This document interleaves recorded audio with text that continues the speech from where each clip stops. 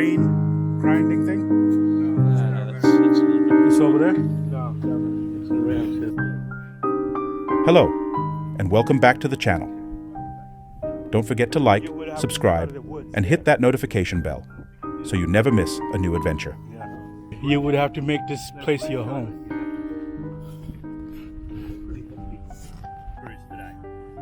Cool.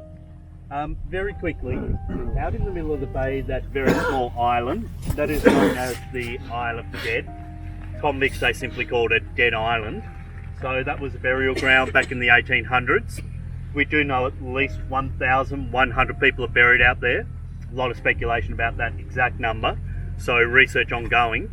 But not just convicts, soldiers, women, children, high-ranked officials, anybody that lived, worked, obviously died at Port Arthur, buried out on that island. Just off to your right-hand side, that strip of land stretching out into the bay, that is Point Pua Boys Prison. Pua being a Latin word for boy, spelled P-U-E-R.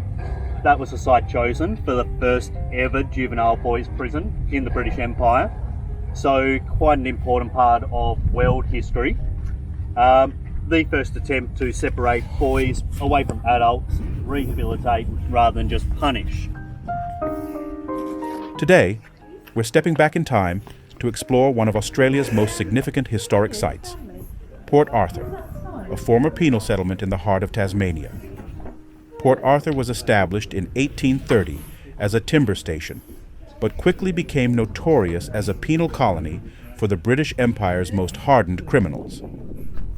As you walk through these haunting ruins, it's hard to imagine that over 12,500 convicts once lived, worked, and struggled here, surrounded by the rugged beauty of the Tasman Peninsula.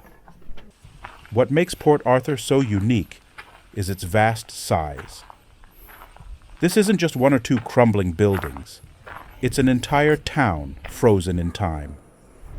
From the penitentiary where convicts slept, to the imposing guard tower, and even the chilling separate prison designed for solitary confinement, the stories of suffering and resilience are everywhere. The exercise yard. Well, if you look, you can see that it was clearly a part of the prison that was used for prison things. Yeah, okay, right. Yeah, right. To recreate the opposing physical barrier between inside and out. The next asylum inmate. The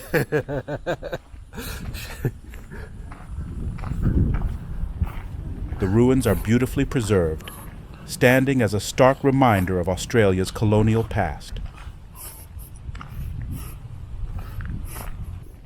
But Port Arthur isn't just about the history of punishment. It also became a place of reform, where education and religion were used to rehabilitate the prisoners. Looking out over Mason Cove, it's easy to forget the grim past and get lost in the beauty of the surrounding nature. The house is up on the hill. But the isolation that feels peaceful now was once a brutal reality for the convicts who had little hope of escape. George Arthur. Sir George Arthur was a British colonial administrator best known for his role as Lieutenant Governor of Van Diemen's Land, now Tasmania, from 1824 to 1836. So he was mean. He was a mean bastard. Most wardens and prison masters mean. Yeah. I feel like it's part of the job. His tenure had a significant and lasting impact on the penal colony, as he was instrumental in shaping its convict system and implementing policies that cemented Tasmania's reputation as one of the harshest penal settlements in the British Empire. George Arthur was born on June 21st, 1784 in Plymouth, England. He began his military career in the British Army, serving in the West Indies, Egypt, and British North America before transitioning into colonial administration. Before his appointment to Van Diemen's Land, Arthur served as the Lieutenant Governor of British Honduras, now Belize, where he gained a reputation for his strict, disciplined approach to governance. when Arthur took charge as Lieutenant Governor of Van Diemen's Land in 1824. The colony was already a place where Britain sent its worst convicts. However, under Arthur's rule, the island became even more notorious for its rigid and harsh convict system. Arthur established a tiered system of punishment, where convicts were classified based on their crimes and behavior. This system was designed to reward good behavior with privileges, while bad behavior resulted in harsher punishments. Port Arthur, the infamous penal settlement, was developed during his tenure and became a model of this system, where the most severe punishments were meted out.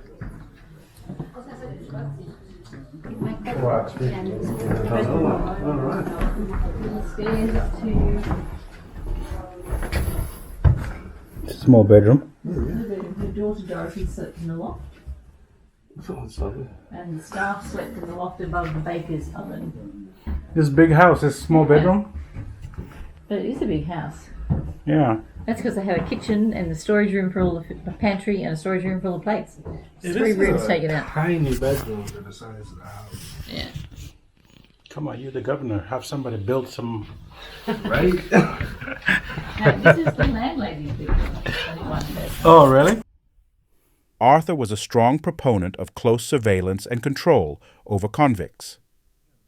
His convict police system was used to monitor the movements and behavior of convicts throughout the island. Reading every day for at least. Oh, What is it, sir? bees. Oh, okay. Oh, yeah. Oh, shit. That's a lot of views. I wonder what they did wrong.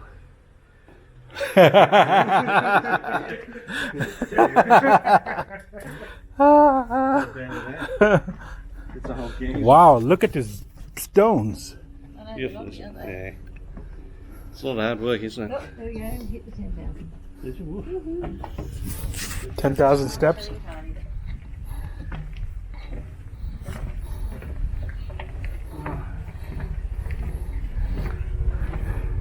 How did they drill those holes in this hard rock? I have they carved them out. What the drills? Huh? They didn't. Yeah, this is how they get them in the first place, and then they cut them out. He also implemented a system of assigned convicts, where convicts were placed in the service of free settlers, but still under government oversight. After his tenure in Van Diemen's Land, Arthur went on to serve in various other colonial posts, including Lieutenant Governor of Upper Canada from 1838 to 1841, where he played a role in quelling the 1837 rebellion. Arthur was knighted in 1837 and continued his career in public service.